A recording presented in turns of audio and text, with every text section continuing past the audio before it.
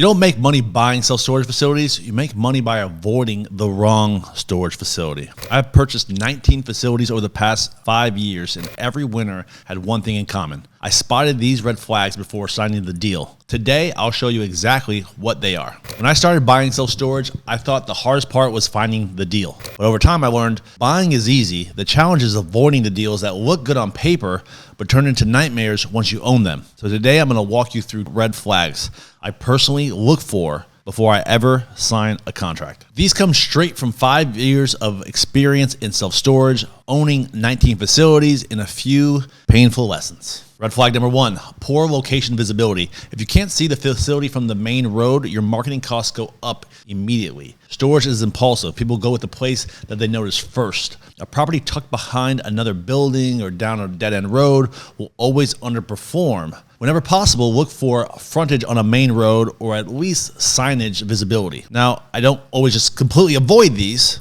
but you know your marketing dollars will increase. Red flag number 2, no demand or oversupply. Too many investors skip the market analysis. If you have more than 10 square feet of storage per person in a 3-mile radius, that's a warning sign to look deeper. Run demand analysis with Track IQ, Radius Plus, or Store Track. I have a property in Inglewood, Florida. One of my first buys looked great, was doing great, until 3 years later, 2 new facilities popped up half a mile away, and their lease-up strategy of cutting rates drastically cut my occupancy by 25%. Red flag number 3, deferred maintenance. Rusty doors, roof leaks, potholes.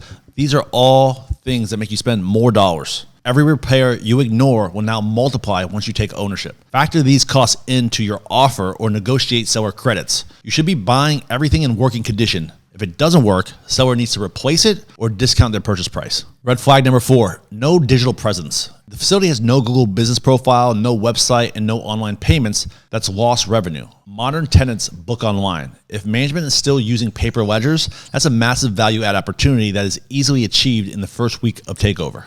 Hold up. If you're serious about buying your first facility and want guidance from people actively doing deals, you should join Self-Storage Creators. Inside, I'll walk you step by step through sourcing, underwriting, financing, and automating these facilities. You'll get access to live calls, deal reviews, and the same templates I use in my own business. Click the link in the description to join and start your path to owning your first self-storage facility.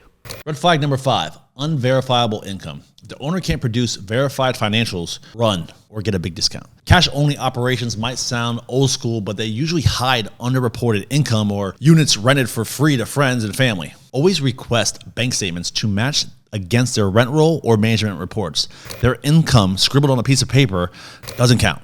Red flag number 6, misaligned zoning or permits. You'd be shocked how many facilities operate out of compliance. If zoning doesn't permit storage, your future expansion or sale could hit a wall. Verify zoning with the county and check for active code violations. Red flag number 7, too many small units. It's easy to think more units is more income, but units under 50 square feet just are harder to rent out. Have more vacancy in those unit types. Ideally, you want a healthy mix of 5x10s, 10x10s, 10x20s, or larger. Sizes that attract residential movers and small businesses. Red flag number 8, poor drainage or flooding risk. Water is a silent killer in self-storage. I've walked properties where half the units have rust lines because of staining water. Check elevation maps, inspect grading, and look for stains at the base of roll-up doors. Red flag number 9, no room for expansion. Your biggest upside in storage often comes from adding units and expanding the facility. If the property is maxed out with no land left, it limits your long-term returns and your add value.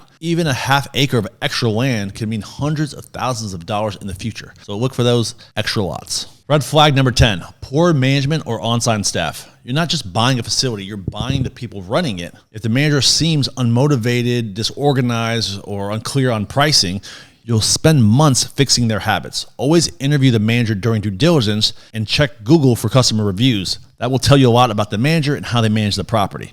Most times, we're hiring new people. Red flag number 11, underestimating CapEx. Even good properties need capital improvements. Gates, roofs, security cameras, restriping. Always budget at least $1 to $2 per square foot for deferred maintenance and modernization. In Tallahassee, we bought a site that looked fine, but after takeover, we spent $60,000 on gates and paving. It was worth it, but we plan for it. Every investor wants to scale fast, but the truth is you grow faster when you avoid mistakes. If you skip due diligence, you're not investing, you're speculating. Use this list like a filter. If you want to know exactly what to say to motivated sellers of storage facilities, click the link in the description and grab my self-storage seller script. It's the same one that has helped me close 19 facilities. If you want mentorship, deal support, and the systems we use every day, join Self-Storage Creators and start building your portfolio the right way. See you on the next one.